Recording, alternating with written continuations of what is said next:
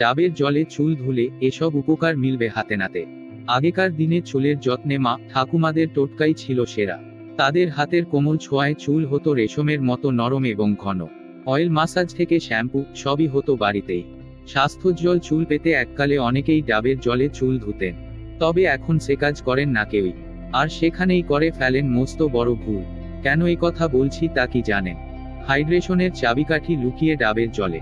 ডাবের জলে রয়েছে একাধিক ভিটামিন, খনিজ এবং ইলেকট্রোলাইট। তাই তো এই জলে চুল ধুলে স্ক্যাল্প ও চুল হাইড্রেটেড থাকবে। ফলে শীতের দিনেও চুলের ড্রাইনেস, খুশকি এবং স্ক্যাল্পের চুলকানি মাথা চারা দিয়ে উঠতে পারবে না। ডাবের জলে রয়েছে পটাশিয়াম আর ম্যাগনেসিয়াম, যা নতুন চুল গজাতে গুরুত্বপূর্ণ ভূমিকা পালন করে। ফলে ঘন, লম্বা চুল পাবেন অল্প দিনে। ডাবের জলের পিএইচ আর আমাদের চুলের পিএইচ প্রায় একই। তাই ডাবের জল দিয়ে চুল ধুলে হারানো পিএইচ ফিরবে নিমেষে।